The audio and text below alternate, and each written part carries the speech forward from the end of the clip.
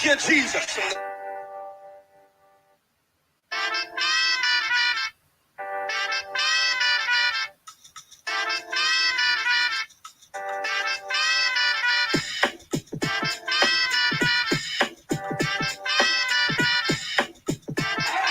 Thank you, Jesus.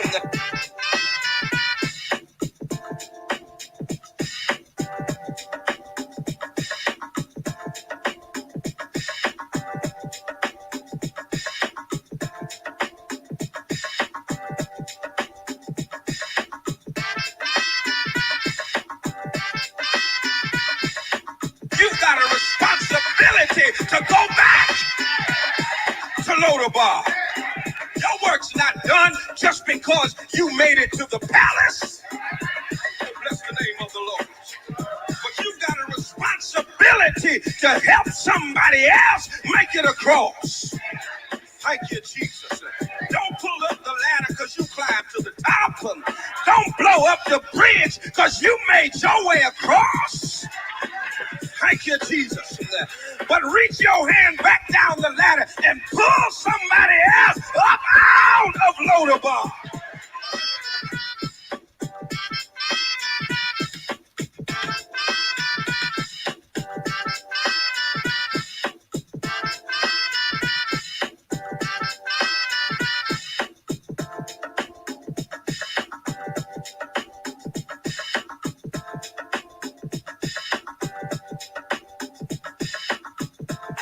Thank you, Jesus.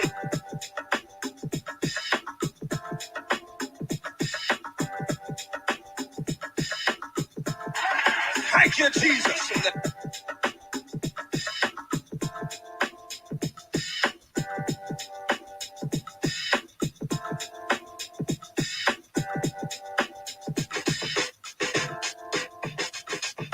That's the name of the Lord. Somebody got to tell themselves, it's all right if you got it now, just hold it for me.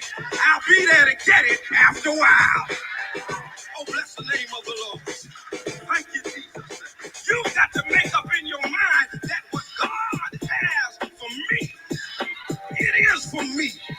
I might not have it right now, may not get it next week, you might try to stop me from getting it, but if God said it's mine, I want you to know after a while, I'm going to get what belongs to me.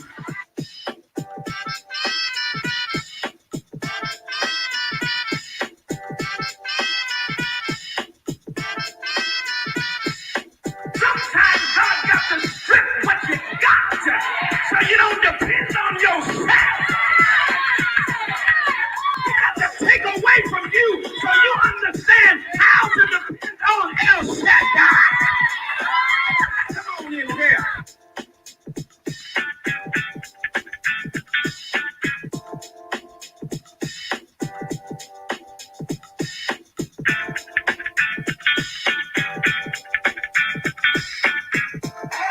Thank you, Jesus.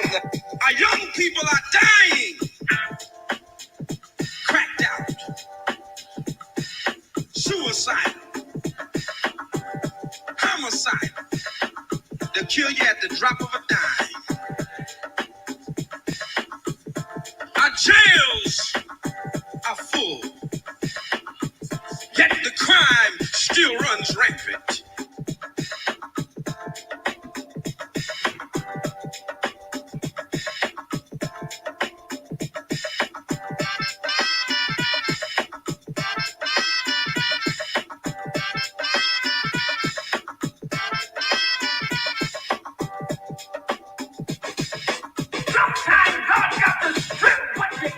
Good morning.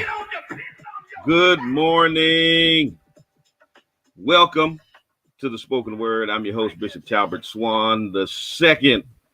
And as usual, we'll be telling it like it is through cultural idioms and nuances that shape the order, ethos, and chaos of the African-American experience. Words have their own vitality. They shape their own consciousness and create their own context for interpreting social and spiritual reality. The spoken word contains the power to reshape the landscape of society. It is 4 minutes past the hour of 9 a.m. And I want to thank every one of you for tuning in to another remote edition of the spoken word. Do me a favor, tell a friend, tell somebody that the bishop is on the air right now. So what I need y'all to do is what I ask y'all to do all the time. I need you to like, I need you to share, I need you to subscribe, I need you to tell somebody we're on the air. Let's make this an interactive conversation. This morning, I'm going to be talking about, I'm sure you've seen what's been happening across the nation with the protests in Portland, because that's the one that really has been making news headlines. Now, understand that the protests that kicked off, the civil unrest that kicked off after the murder, and I don't say the death of, because it was a murder, after the murder of George Floyd, have never stopped. And listen, understand that just because the media is no longer covering something doesn't mean it's not happening. Okay. 60 days straight, these protests have been going on. In DC, huge protests yesterday, and they have been continuing nonstop.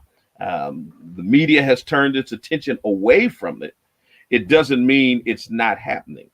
So pay attention in your city, your town. Pay attention to alternative news sources, because mainstream media decides what's newsworthy, what's not, when it's going to stop covering something, when it's not. So the civil unrest is continuing.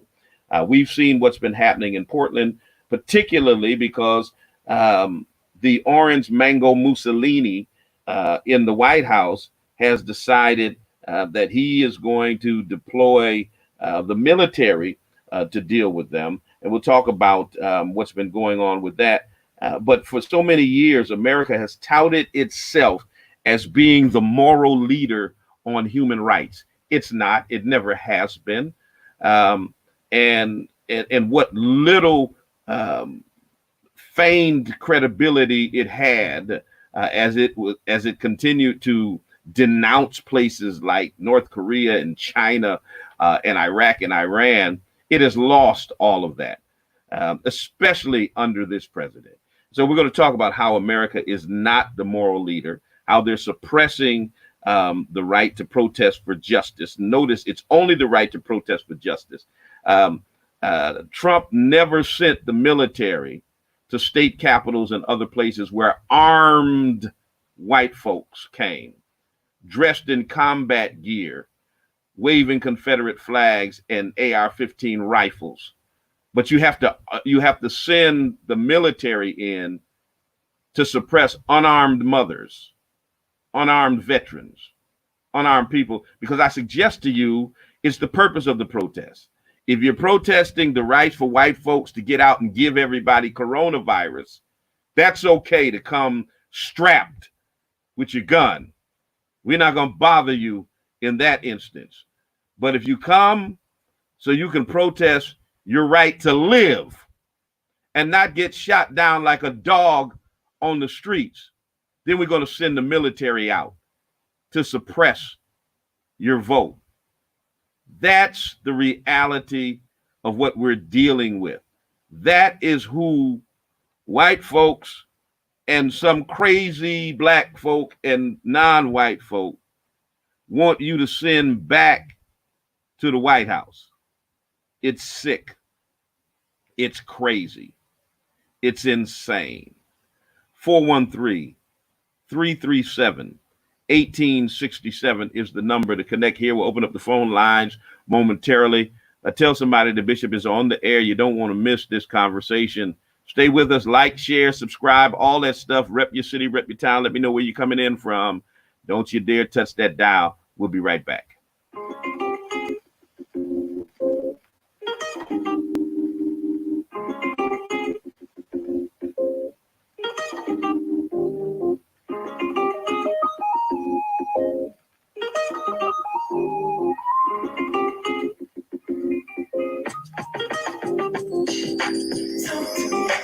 Talk to me, Daddy. Talk to me, Daddy.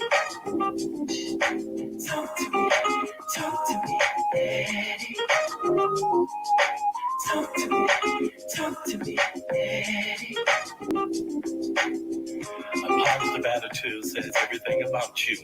Attitude is a little thing that makes a big difference.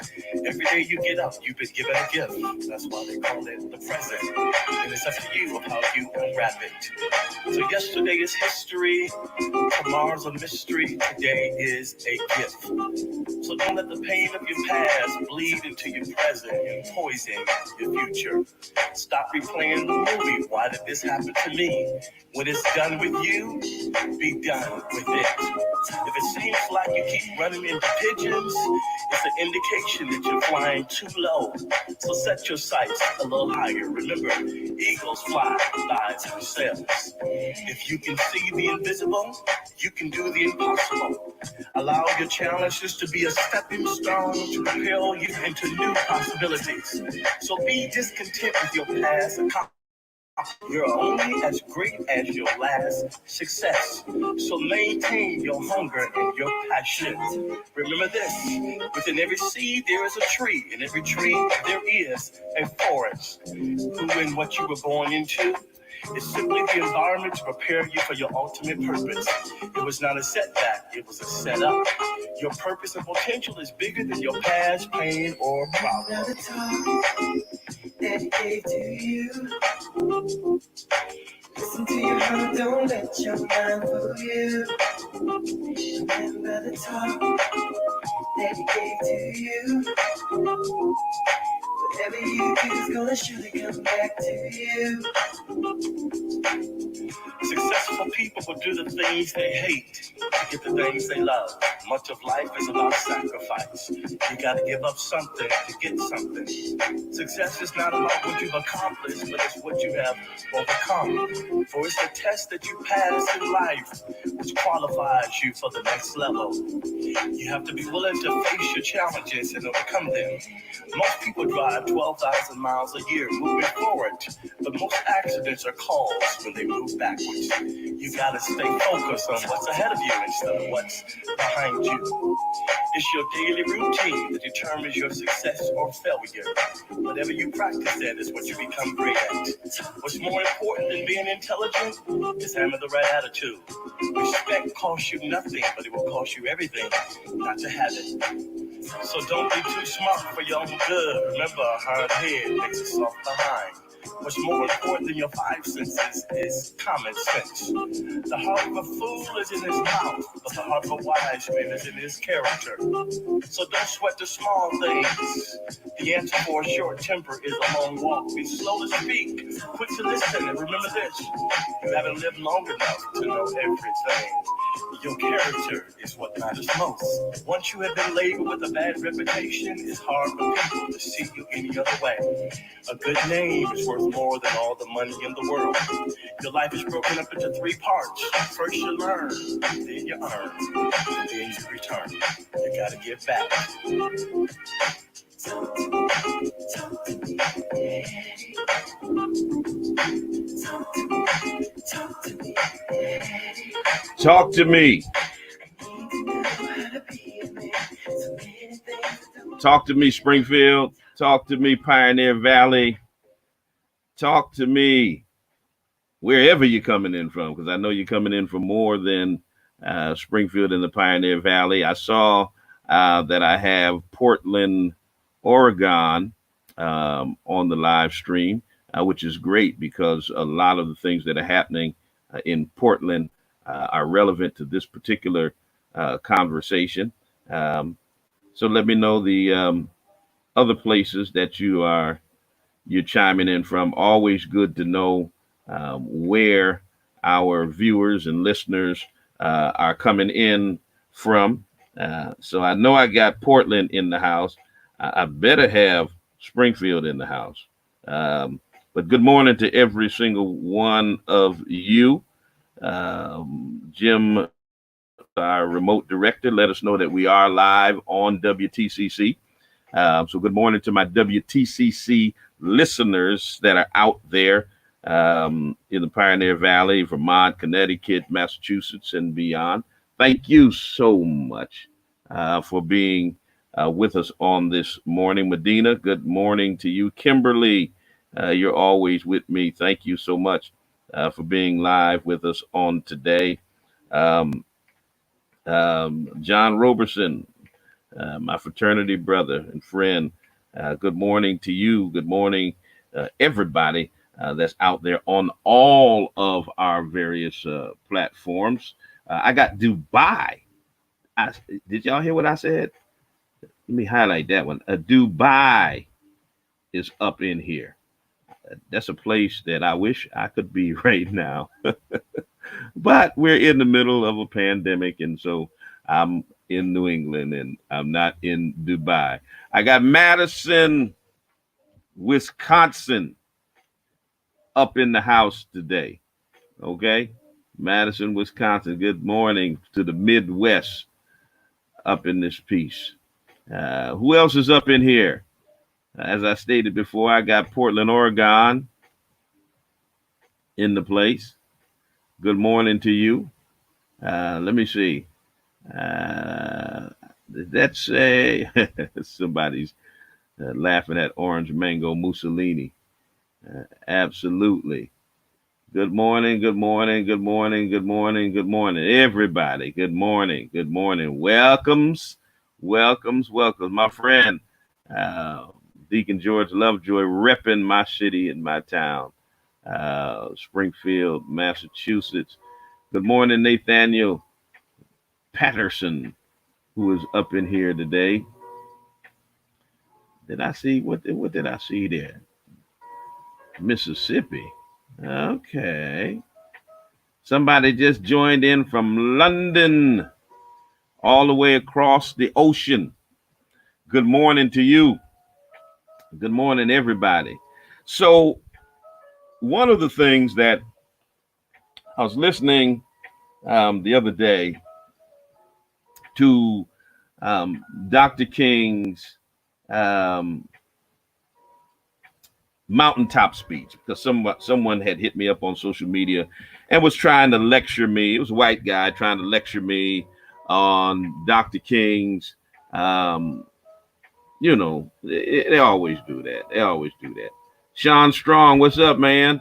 Um, Lecture me on Dr. King's mountaintop speech, and he praised the founding fathers. He never praised the founding fathers in that speech at all.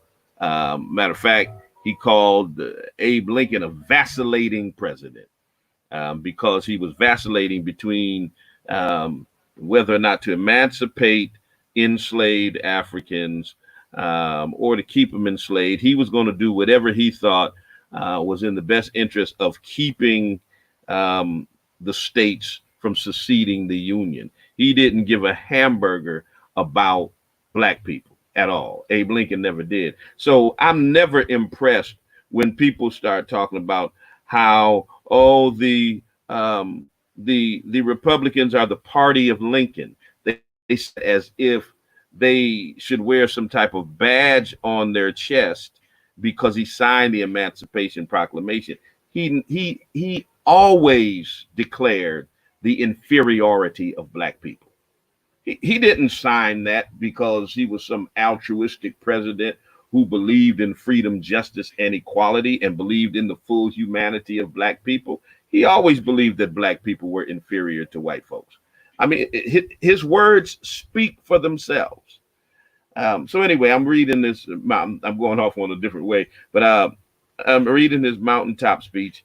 And one of the poignant points of that speech, of course, that they never talk about, is when he says, somewhere I read, that the rights of Americans is to protest for rights.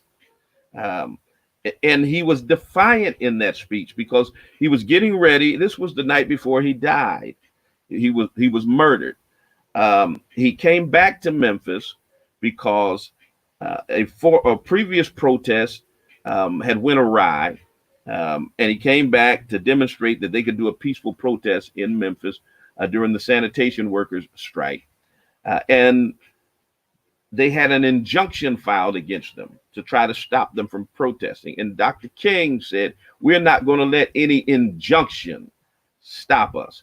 He was being civilly disobedient. He was going to protest whether they wanted him to or not. And he challenged America to, in his words, be true to what you said on paper. Okay, you get on paper, you gave American citizens the right to protest for legitimate grievances, but you're trying to suppress our rights to do that, and we're going to march anyway. That's what we see in this moment in America. That America is not being true to what it said on paper, at least not when it comes to Americans of all ethnic groups, races, nationalities, creeds, to protest for the rights of Black people. See, if you're protesting for the right to go to the beach and to the mall in the middle of a pandemic and pass on a deadly virus to other people, this president and white folks in America, they cool with that. If you're protesting against wearing a mask, they're cool with that. But to protest for the rights of Black people to simply live is a problem. To protest for the rights of Black people not to get shot down like dogs on the streets or have their necks crushed by law enforcement, that's problematic. We got to send out the military. We got to crush these dissenters, these anarchists, these hoodlums, these thugs. How dare these Negroes protest for the right to not have a knee on their neck for 9 minutes? How dare they protest for the rights not to have 12-year-old boys murdered in the park for playing with toys? How dare they? How dare they? And we know that, the narrative of if you all would just comply, you could live. We know that's a lie. Tell that to Philando Castile. Okay? Tell that to George Floyd. Couldn't be any more compliant than he was. As D.L. Hughley said on my barbecue this past Wednesday, George Floyd was calling the officer sir as he was killing him. How much more compliant can you get than to call a man that is literally murdering you sir?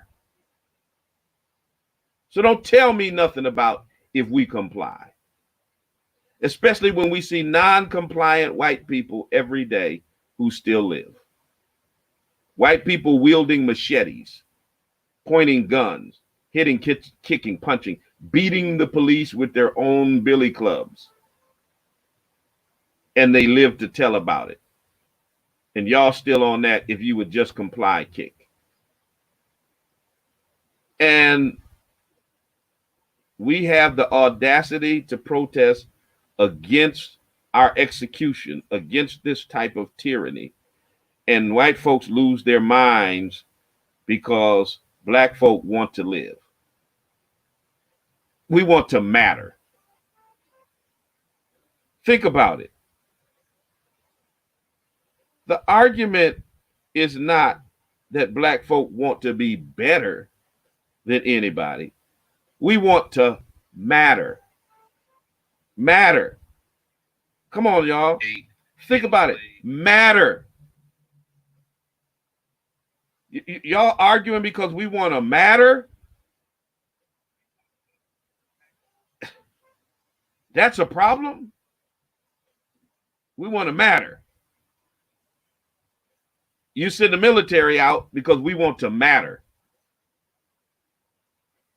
You suppress our First Amendment constitutional right to protest because we want to matter. When you look throughout history, the remnants of the Berlin Wall in Germany still stand as a reminder that freedoms have been hard won, which is a major difference. Germany, you got the Berlin Wall there to remind you that people fought for freedom In America, they're fighting for the right to keep up Confederate statues to remind you of those who fought against freedom. But America still wants to call itself the moral leader. Today, part of the Berlin Wall has been painted over with a mural of George Floyd. Think about that. In Germany, they're acknowledging the rights of Black people to matter. In America, they're debating about whether Black people should matter. Part of the Berlin Wall is painted with a mural of George Floyd and the words, "I can't breathe."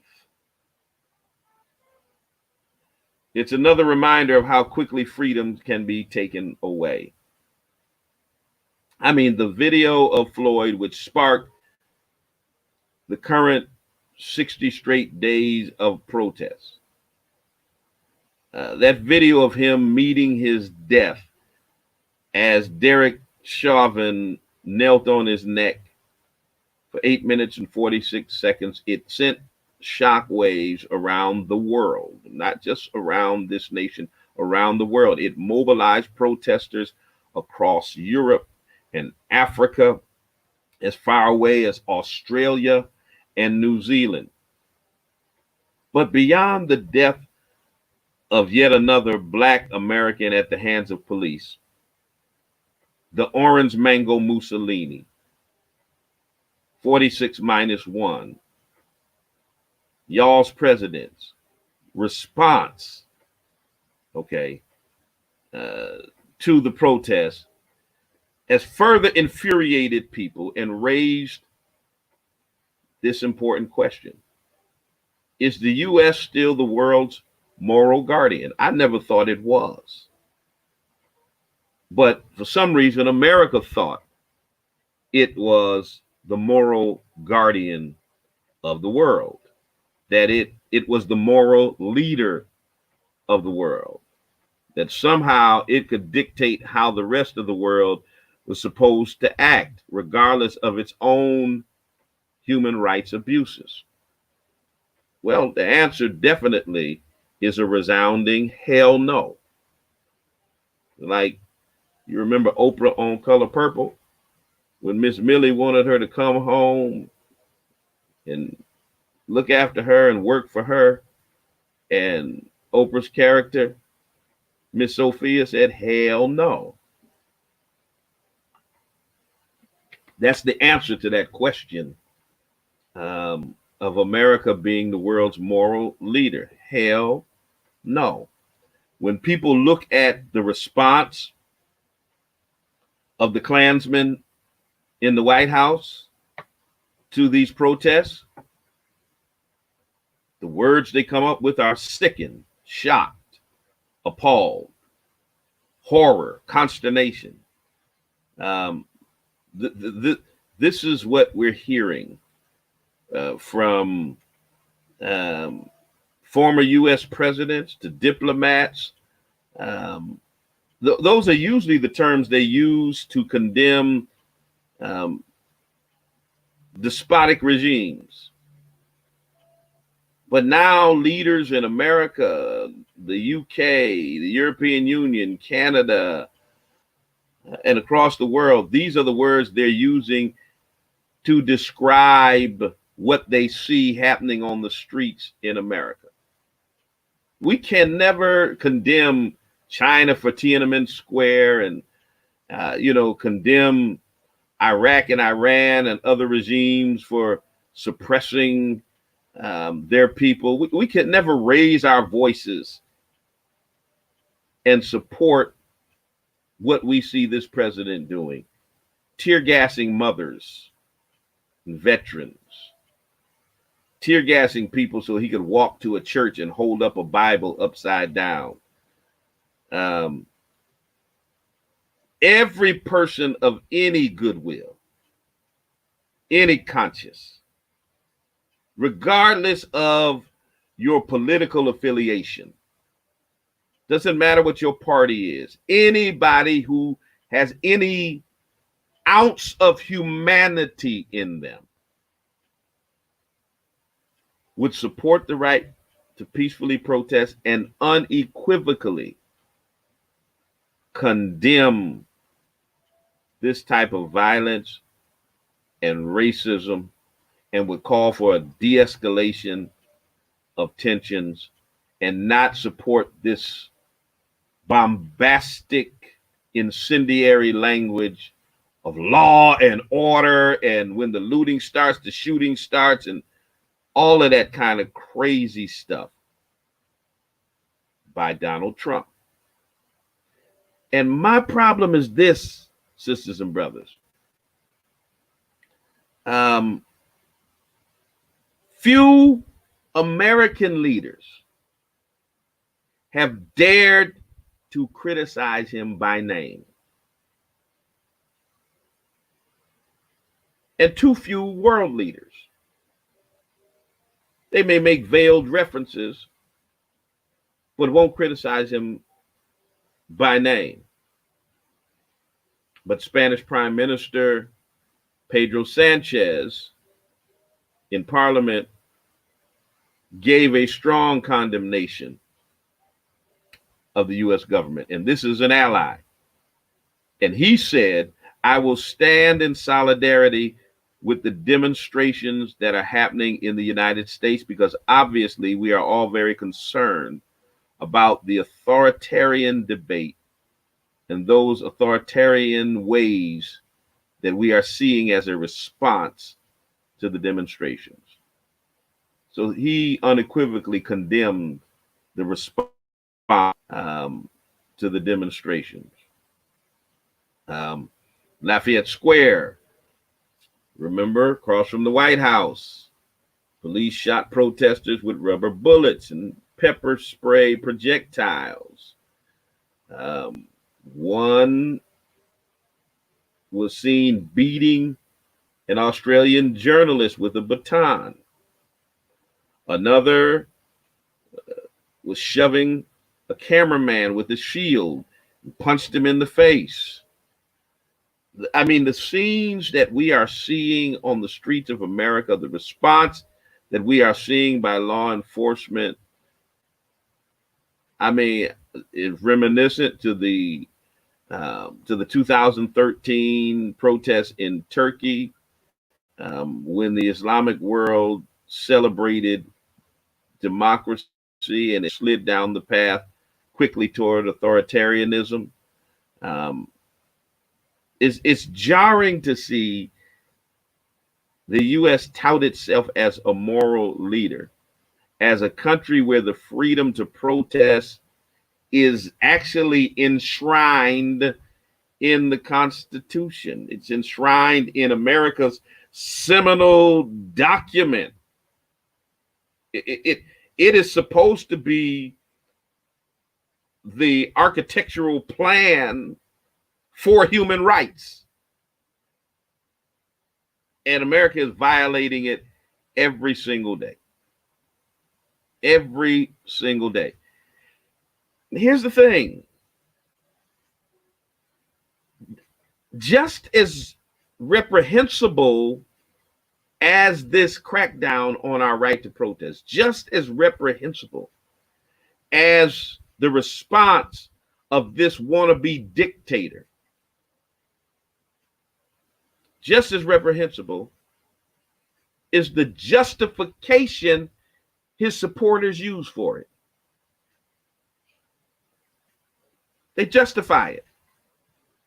And they justify it. Why? Y'all know why. Because the protest is about the rights of Black people. Because thousands of people in Portland in the nighttime are waving the flashlights on their cameras and chanting Black Lives Matter. That's what their problem is. If they listen, if people were protesting for the rights of dogs, we wouldn't be having this discussion. I promise you. Promise you. If America doesn't debate whether or not dogs' lives matter,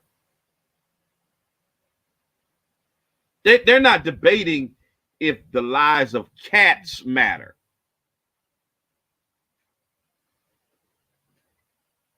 They're debating if black lives matter. And the justification for these strong arm, authoritarian, militaristic responses is because the issue of concern is whether or not black lives matter. I promise you, if these protests had sparked off because a black man killed a dog, oh, these white folks would be out there on the streets themselves. They would be protesting themselves. They would be out there with their AR-15s. Yeah, they would. They would be out there with their AR-15s. They would be out there, dog lives matter, with no problem. But because this debate is about black lives, I can't get with that. All lives matter. What's wrong with you Negroes? America is sick, y'all. She is sick. I mean, sick. Think about it. We're arguing if our lives matter. And then we got bootlicking, buck dancing folk like Terry Crews talking about, I don't want Black Lives Matter to morph into Black Lives Better. And talking about he don't want black supremacy. I mean, in the middle of this debate, we got our own people saying stupid, ignorant stuff like that. I mean, we can't even get to Black Lives Matter, and this hopscotching Uncle Tom talking about, I don't want to get to Black Lives Better. Y'all, we just need to get along with massa, y'all. I got me some good white friends, so I don't want y'all, with my good white friends. Oh, God help us today. I mean, this is crazy, y'all. I mean, white supremacy has done a job on some of our people. I mean, it has done a number on our people, y'all. Then you got this crazy lady who was out there talking about Black Lives Matter don't matter until Jesus matters. Well, I got news for you, lady. Jesus was black. Okay, so if black lives don't matter, Jesus' life don't matter, right? Right?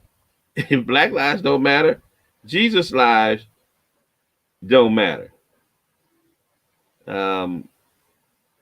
Because certainly he was a black man. And she's out there, and of course they're calling her a patriot and all of that. No. She's not a patriot. She's crazy. She's crazy. And I need for y'all to understand the mental job that that white supremacy has done on the minds of black people. I need you to understand. um, how it has caused us to loathe ourselves. Um, it's it's sickening when we can sit up here and look at what's happening to our people and somehow, some way, come to the conclusion that that's okay. That we're at fault for what's happening to ourselves.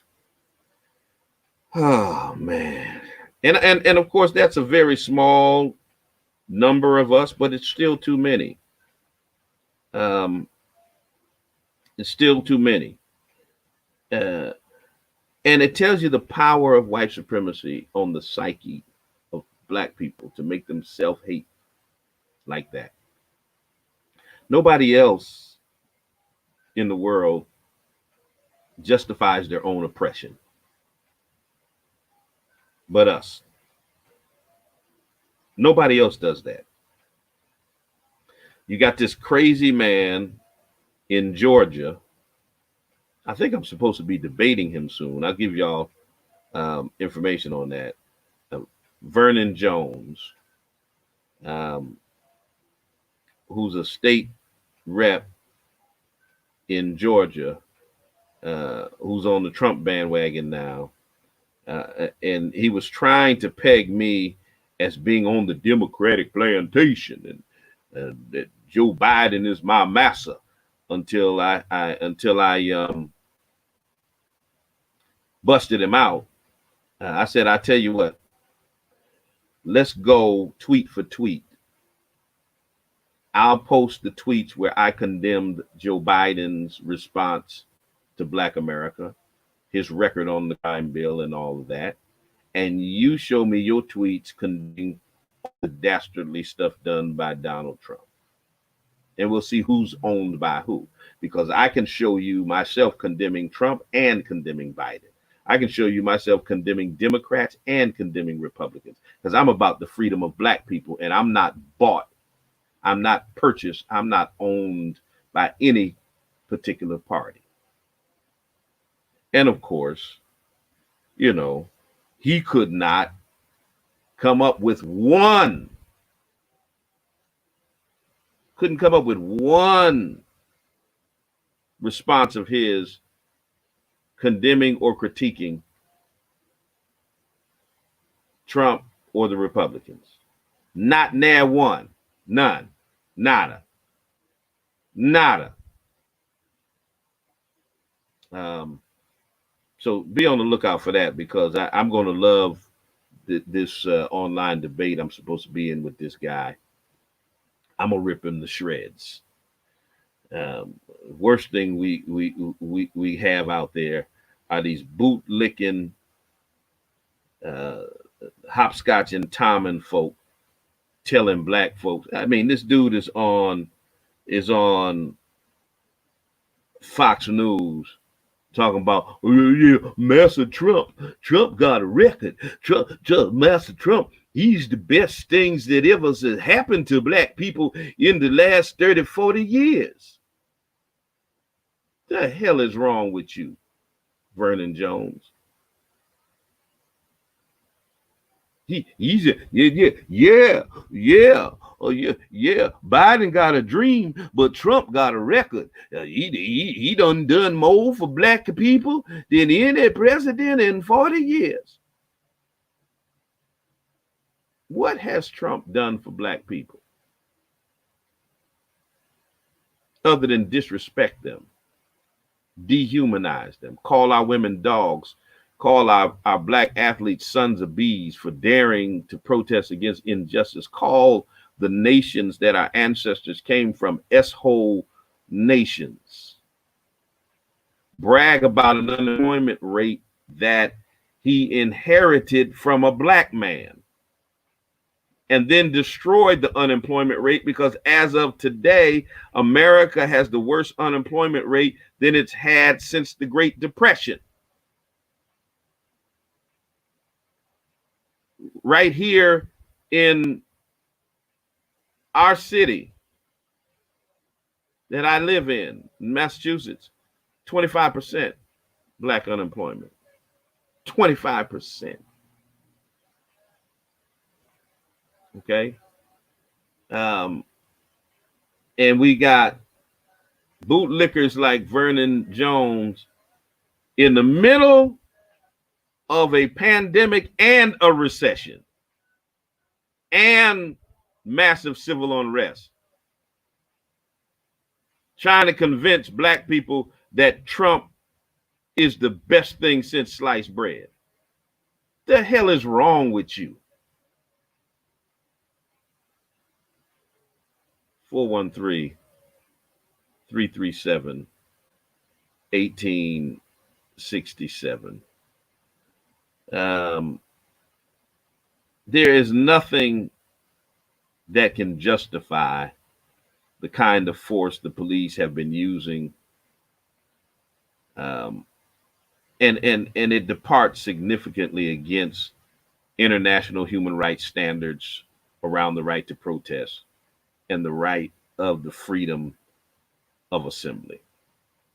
I mean, the footage that everybody has been watching shows the blatant violation of human rights. At a time where most leaders would call for national unity, the orange man has threatened to use military across the country to achieve total domination. Total domination. While branding protesters as thugs, hoodlums, anarchists, and terrorists. This is what we're getting from the top office in the nation. And then when you condemn that, people start telling you, well, Bishop, you're supposed to be unifying us. Wait. So you support the guy who's dividing us, and it's my job to unify us. So I'm not supposed to condemn the tyranny of Trump and what he's doing using the military. I'm not supposed to condemn that. I'm supposed to unify us by supporting that. Come on, man. Come on, stop it. Stop it. Just cut it out. Just cut it out. 413-337-1867. If you want to get in on this conversation. Love to hear from those folks that are in the Portland area. My goodness, I really want to hear from you. Good morning. Good morning, good morning, Bishop Swan. I read the Turtle Boy article on you.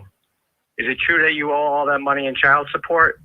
I don't owe anything in child support. And why are you calling me with ignorance this morning? I'm just commenting. No. Why are you calling me with ignorance? Why are you calling me with ignorance? Wait. Let me back up. So I'm gonna let you stay on the line, but then I'm gonna check you. Now, so this clown Turtle Boy went and dug up a lien on my home from 30 years ago. And told a blatant outright lie that I owe child support. I don't owe a dime in child support. Not one red nickel. Now shut up. I'm talking right now. No. Get off my line. Not one red nickel. Not one red nickel. I've raised every one of my children. All of my children love and respect me.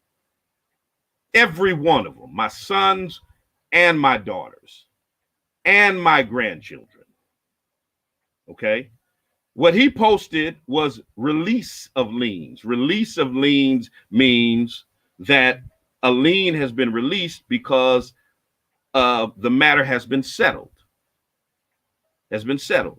Now, there were some accounting issues within the Department of Revenue back 30 years ago that were eventually worked out, and those matters are dead and gone. But once again, this clown posted stuff from 28 years ago and tried to pretend I'm some kind of deadbeat scofflaw.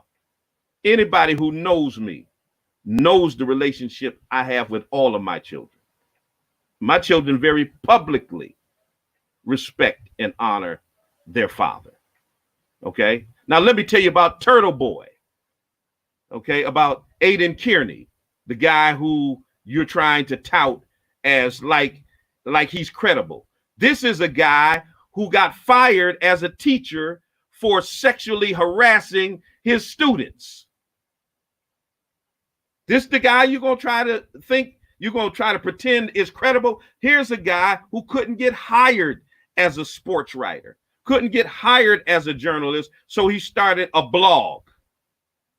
Okay, you didn't read no Turtle Boy article. You read some racist, white supremacist crackers blog. Okay, let's just be real. That's not a credible news source. Here's a guy who called black students and their black parents in Worcester savages. This is a straight up white supremacist. Here's a guy who calls black politicians ratchet and all kinds of other racist names. And you're going to pretend like Turtle Boy Sports, writing a blog, is a credible news source. Fool, you can look me up. And I've been in just about every major publication in America. You can find stories about me and my work in the Washington Post, the Washington Times, the LA Times, the New York Times, the Huffington Post, USA Today, even on Fox News. And you will find not one negative word spoken about me. Maybe some critical words about an issue I'm dealing with from people who are on the opposite side of that issue. But there are no credible articles disparaging my character as a person. None from any credible news source. And literally, you will find tens of thousands of hits if you Google my name. And the best you can do is to come at me with some crap written by somebody who calls himself Turtle Boy. That's the best you got to call in on my radio show today? That's the best you got? I've raised all of my children. My children are all grown on their own, successful professionals with families. Just married my daughter to her husband in Chicago this past weekend. I've got 2 children left at home. One is a junior at the University of Massachusetts, whose tuition his mother and I are paying his way through college. And one is a 13-year-old, our youngest, our old age child, we call him. I've got 10 grandchildren who love their papa. Be hell if I'm gonna let you try to disparage me based on some article written by some racist Turtle Boy. Turtle Boy has also spoken disparagingly about other black people in our city and in our region. But a lot of nerve coming from a guy who sexually harasses young girls. Lot of nerve from a guy who gets fired from his teaching job because they don't believe they ought to have somebody like him around kids. I mean, come on, man. You coming at me with that and your source is a potential pedophile? You have got to be kidding me. 413-337-3776. 1867. You thought you had one up on me, didn't you? You thought you was dropping a bombshell. Fool, I have been lied on and criticized by you white supremacists for 30 years. You got to come better than that. As high as my profile is, do you not think if I owed $80,000 in child support, do you think the only place you would read about it is in Turtle Boy? Do you not think that the Republican newspaper right here in my city, do you not think the Boston Globe and other credible publications would be covering that? Trust me, you wouldn't only be able to find it in Turtle Boy. Boy.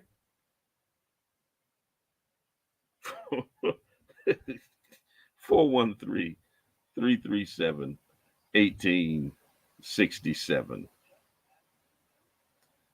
Always somebody who wants to try me. Well, always you who want to try me. No, try again. You struck out. Struck out, bruh. You struck out. I got about 5 minutes left on the air on WTCC, and then we'll continue with our extended audience beyond that. Talking about until we were rudely interrupted by this guy who regularly calls my program, upset because, he can never get a gotcha moment because I'm too black and too strong, too intelligent for him to really grapple with. So when you can't deal with me on the issues, when you can't deal with me on the issues on which we disagree, you call me with some salacious nonsense written by some dude named Turtle Boy, thinking you got a gotcha moment, and you made yourself look like a fool. If that's the best thing you got, man, you're desperate. You're desperate. And you're pathetic. Good morning, caller. You're on the air. I'm very glad that you're here. You're on the air doing. I know your record. Don't let these hijackers take your time. You are communicating with the right people. We don't call as often as we should, but we support you 100%. And what you're doing and saying is absolutely right. All right, brother. So I appreciate keep on you. keeping on. All right. Appreciate your call. Thank you. 413-337-1867. Listen, while I got you, the audience on WTCC, I want to remind you of this Wednesday. The Bishop's Barbecue will continue this Wednesday. I've got 3 dynamic gentlemen who are going to be with me. I've got the Reverend Dr. Otis Moss III. Reverend Moss is the proud pastor of the Trinity United Church of Christ. That is the church that was attended by President Barack Obama, where his daughters were baptized, where he started his career in community organizing, formerly pastored by Reverend Jeremiah Wright. He is the successor to Reverend Jeremiah Wright, Reverend Otis Moss III. Then I've got Bishop W. Darren Moore, Bishop of the AME Zion Church, who is going to be with me. And then I've got the Reverend Dr. Kevin Cosby. In addition to pastoring in Louisville, Kentucky, he is also the president of Simmons College of Kentucky, an HBCU. 3 dynamic gentlemen that will be with me on Wednesday. We stream live at 9 p.m. on the Bishop's Barbecue. You don't want to miss that this Wednesday. I promise you, it's going to be fire. It's going to be off the chain. For those of you listening to me on WTCC, I got to sign off of here until the next time I talk to you and you talk to me. Always remember, God loves you, and so do I. For the rest of you, hold tight. We'll be right back.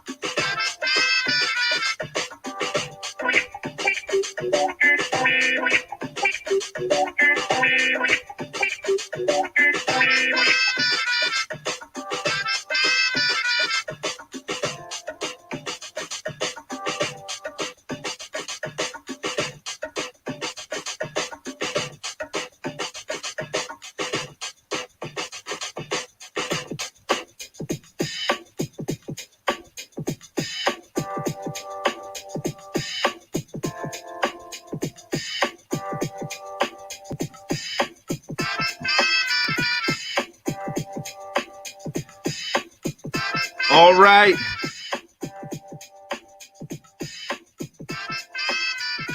Welcome back.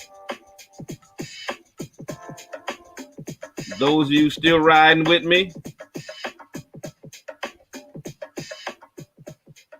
Those of you riding with me on the extended version of the spoken word. I know some of you callers were calling in. I'm going to open up the lines and get your calls in now. Good morning, caller.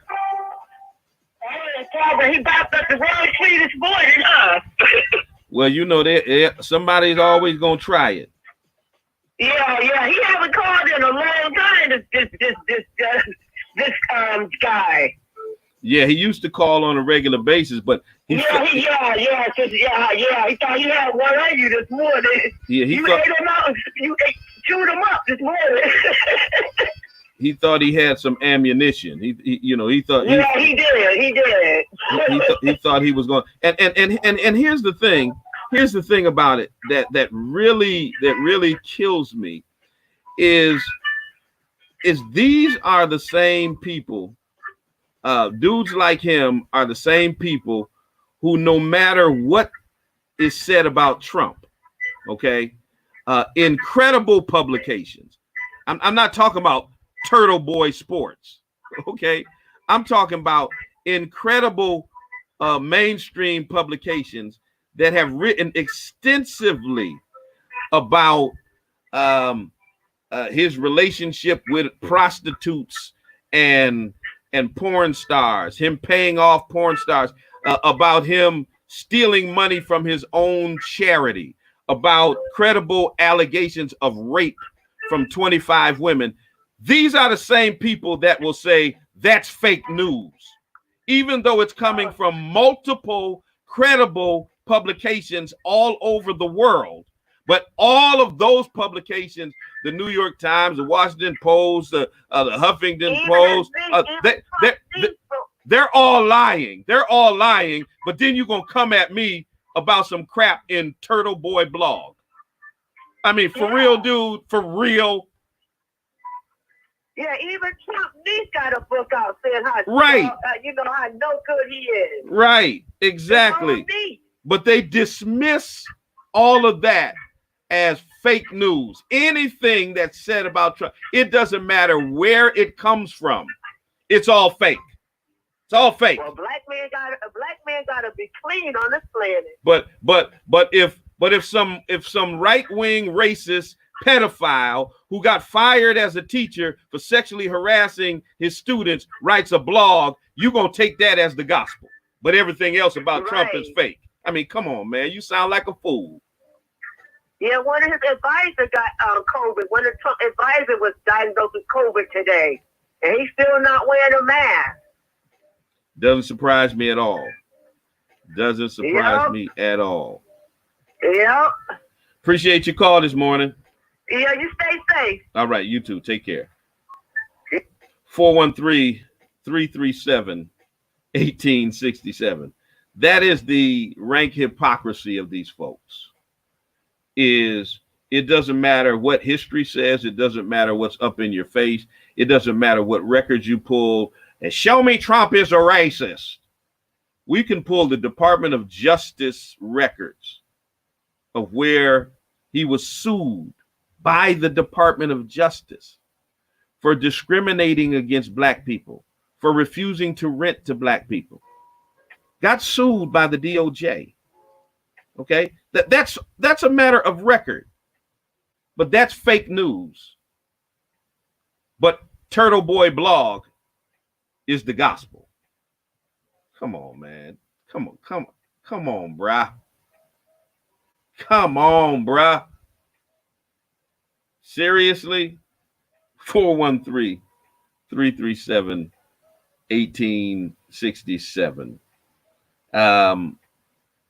Trump's own former defense secretary, James Mattis, has slammed the threat of Trump using the military. He basically said we've got to reject any thinking of our cities as battle space. And that our uniformed military should not be called upon to dominate against our own citizens. Basically militarizing our response, like what we witnessed in DC, what we witnessed in Portland, our false conflicts between the military and civilian society. I mean, you got China now mocking the U.S. China, in the Chinese media, there was a headline that came out that said, "I have a dream, but I can't breathe." You know, basically mocking the U.S.'s response to its black citizens. That on one hand, you allow for a monument to be put up in DC honoring Dr. King. And once a year, you all get up on your soapbox talking about, "I have a dream," but black people in America are screaming, "I can't breathe." That there's a serious contradiction between "I have a dream" and "I can't breathe." A country that orders militarized policing on protesters will find it very difficult to sustain its criticism of other countries using the same tactics.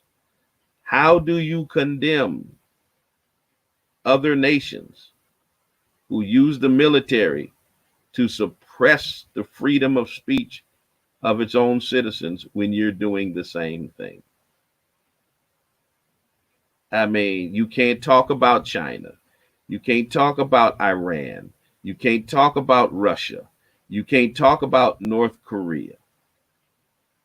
And they're all seizing on this moment to justify their own use of excessive force. See, there's the United States doing the same thing that its citizens criticize us for.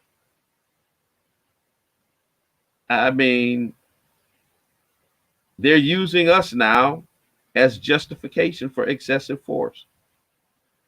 And they now look at the United States as a patronizing parent, that you thought you were the daddy.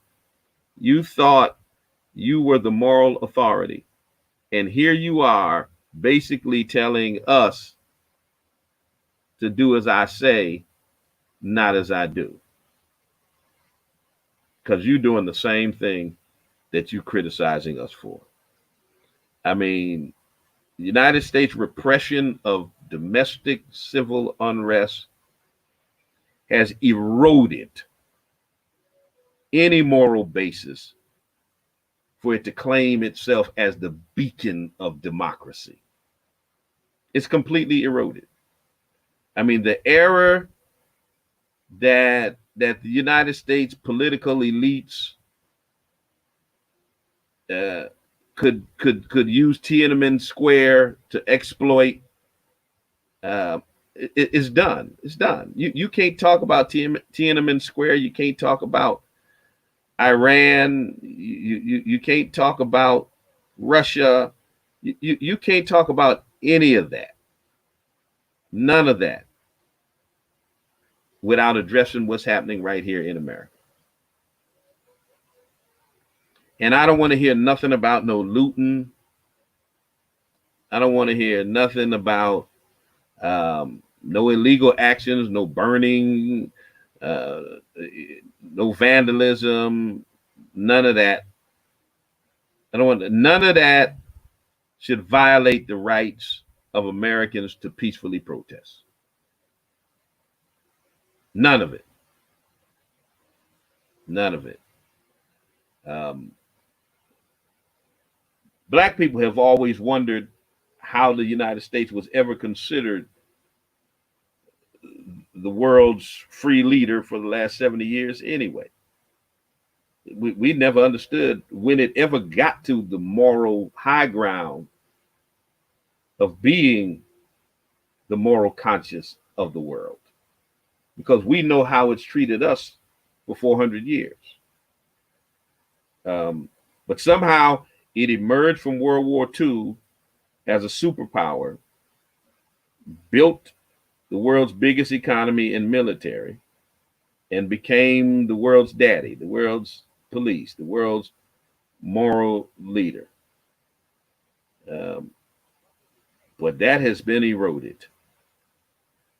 That is a thing of the past.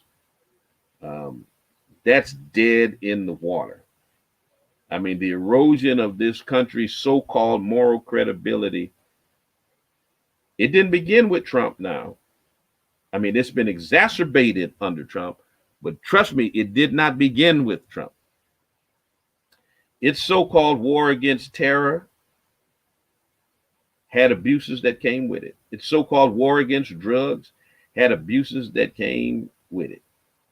Its actions at Guantanamo Bay, Abu Ghraib, major turning points.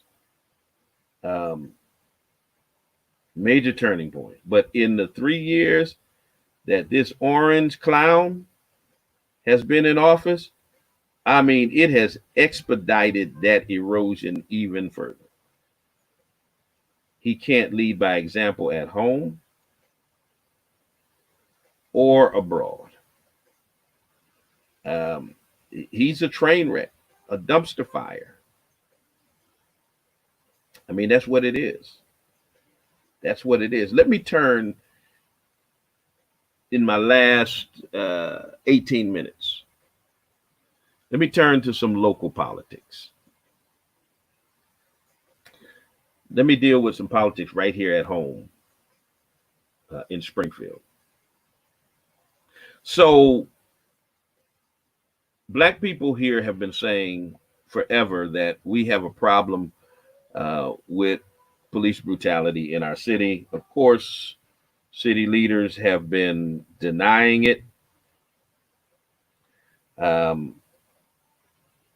We have been again and again affirming it. It was only 2 weeks ago or so that Police Commissioner Cheryl Clapperud said to me,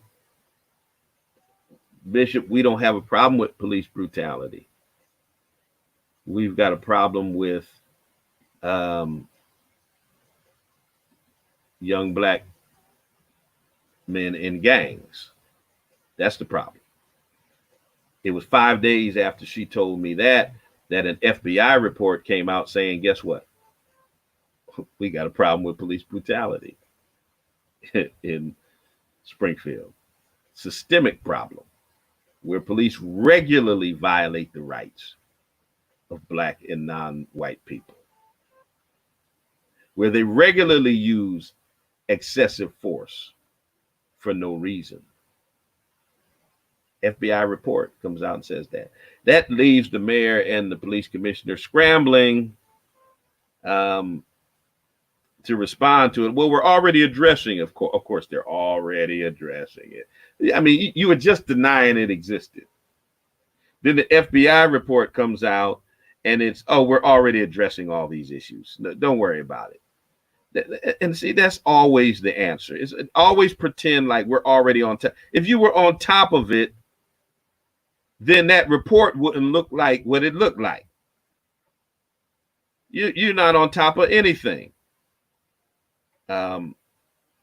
So then after that report comes out, we get this scathing Boston Globe article that came out this past weekend that calls Springfield one of the worst police departments in the country. One of the worst in the country. Not just bad, not just got problems, not just got this issue of police brutality that is rampant in the department. Not that excessive force is used as a matter of practice, but one of the worst police departments in the nation. In the nation. I mean, that's a heck of an indictment against a department where you're already addressing everything. That's a heck of an indictment on a department where the commissioner tells me they don't even have a problem with police brutality at all. It's a heck of an indictment when you are being touted as one of the worst in the whole nation. You know, I'm just saying. I'm just kind of throwing it out there. That's a little bit of a problem. And we know that you have not been dealing with, you have not already been addressing the issues that are in the FBI report. You were too busy denying that they existed. You were denying they existed at all. So let's not pretend that, you know, all is well. Don't worry about a thing. We're on top of it. No, we don't believe that. We don't believe it. We don't believe it. We don't believe it. There is a petition out right now that is calling for the dismissal of the police commissioner. You probably need to go online and sign that. Just do a search under, go to change.org and do a search under Cheryl Clapperud, and you will find it there. And you need to sign it. Matter of fact, those of you who are watching me now, go and find that and sign it. I'm trying to find this portion in this article where it talks about it being the worst department, or one of the worst departments in the nation. But it's in the Boston Globe. You can look it up. Matter of fact, somebody out there put it in the chat section. Let me see if I can get it in the chat section. You need to read this article. Let me see if I can get it over here in the chat section.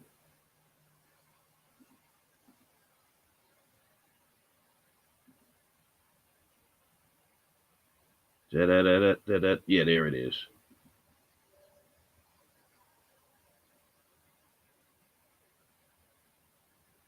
So there.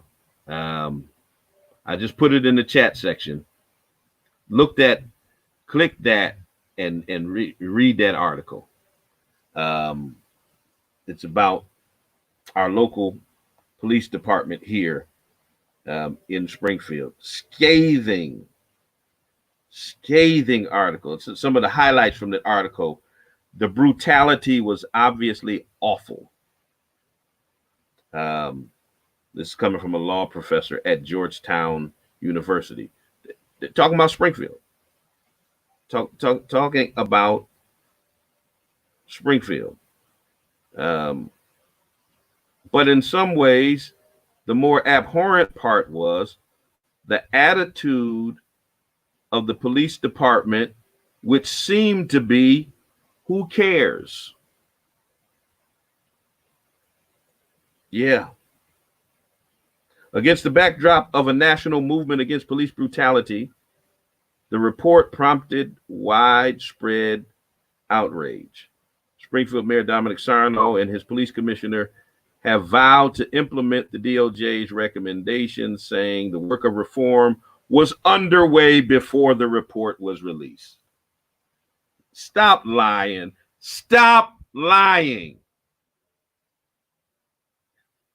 That reform was not underway before the report was released. You were denying what the report said. What the report said, you denied it existed. How the hell was you underway in making reforms against things that you said didn't exist in the first place? Stop lying. Cut it out. We're not stupid. We are not stupid. Oh, boy. Let's see. The cases outlined in the Justice Department report do not make for easy reading. There is the 17-year-old punched by an officer as he rode a motorbike past members of the narcotics unit as they made unrelated arrests. Just randomly punched somebody in the face off their motorbike. Ain't got nothing to do with no arrest that you make. And I just feel like punching somebody today.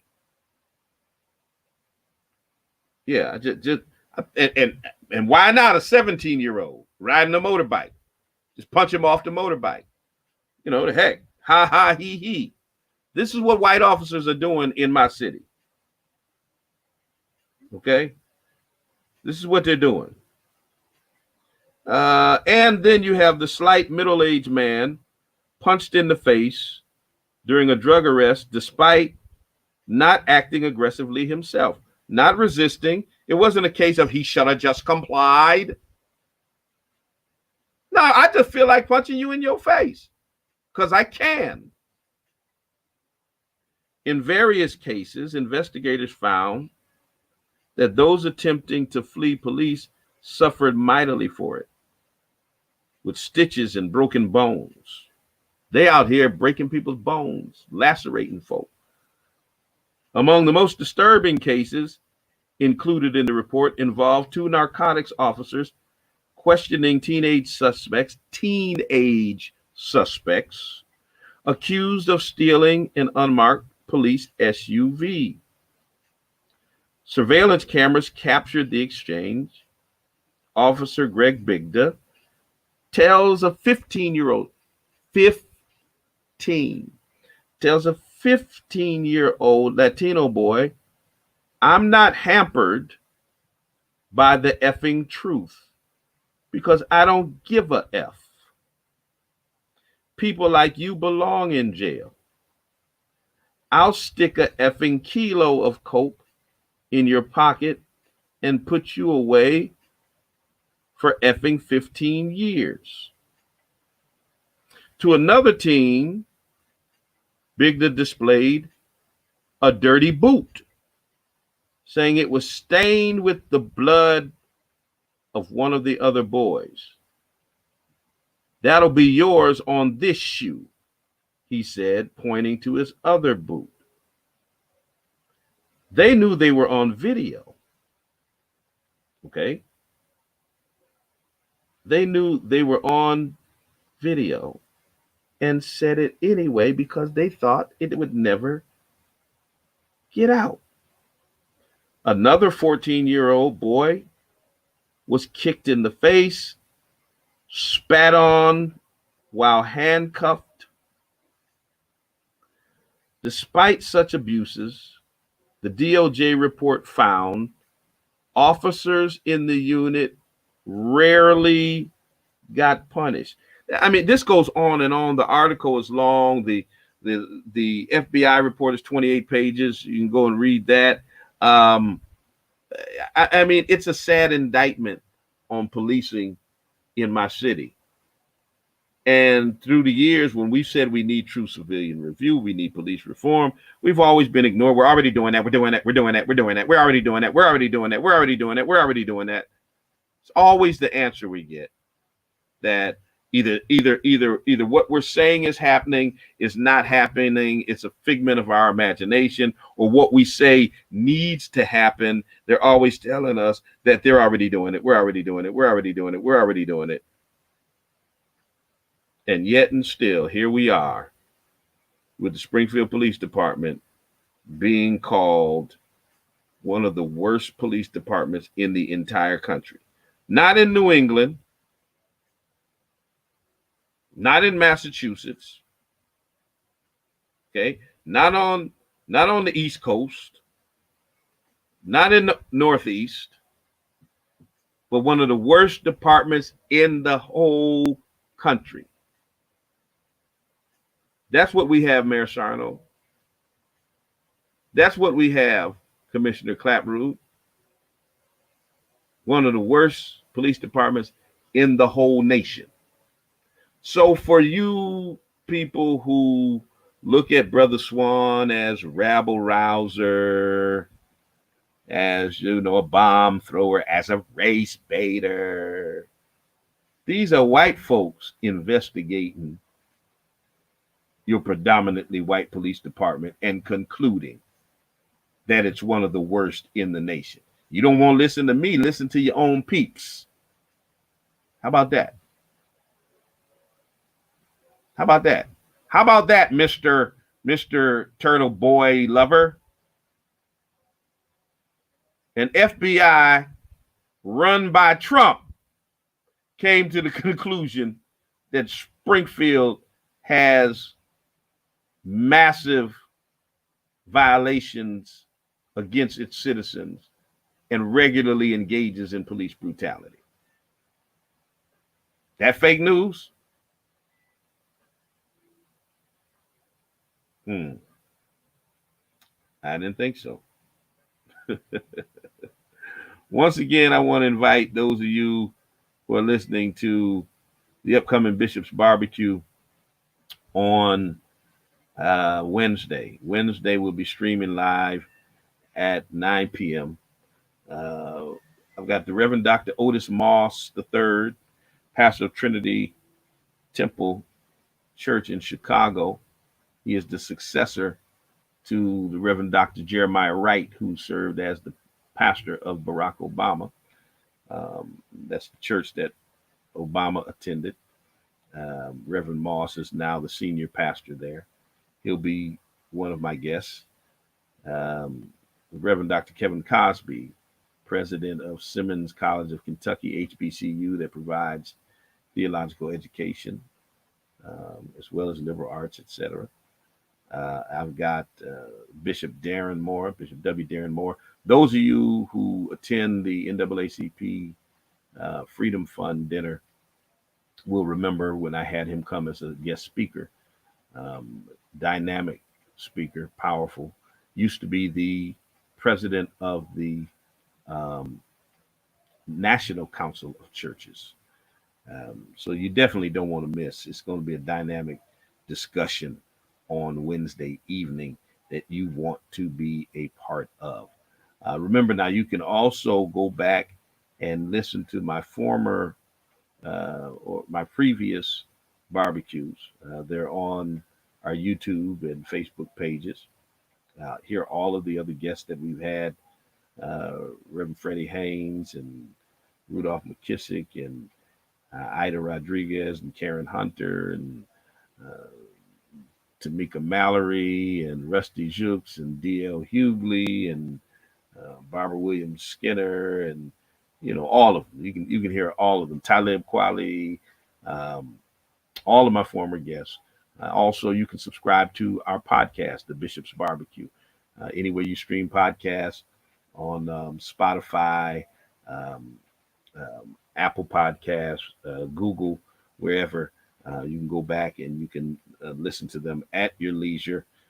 So definitely check all of that out. And I want to inform you and ask you to put a pin and to save the date on September 17th. We will not have our regularly scheduled Freedom Fund dinner because of the pandemic, which was scheduled for that date at Chez Joseph. We will be having a Freedom Fund symposium. It will be a virtual symposium. We will still have our award presentations, our Youth Award, our Community Service Award, our Veterans Award, our Lifetime Achievement Award, which is our Hennessy Award. We'll have all of those. We'll have a presentation by Admitech around prostate cancer. And we still have a keynote speaker, the Reverend Dr. Freddie Haynes III, who spoke for us before and is back by popular demand because so many of you loved what you heard the last time he came, and have literally been requesting that we have Dr. Haynes back. And so he's coming back as our keynote speaker, and that will stream live on September 17th. We want you to register for the symposium. You can go to the Greater Springfield NAACP Facebook page, and you'll get the information right there to register for the symposium. We are asking for donations. Minimally, your membership fee for the year, but you can look at the donation levels that are there. But we want every one of you to participate in our Freedom Fund symposium coming up on September 17th. I got to get out your way. I'm going to the barber shop. It's been a heck of a pandemic. I've been dealing with this fro and stuff. I'm finally get faded up for my summer look. I finally got brave enough, once I saw the protocols and stuff put in place with my barber, to get there, get my mask on, and be in a safe environment to, get tightened up, because I gotta maintain my sexy, y'all. In any case, you can join us at the Spring of Hope Church of God in Christ, 11 a.m. on Sundays, and we stream live on Facebook and YouTube as well. So check us out. Until the next time I talk to you, you talk to me. Always remember, God loves you, and so do I.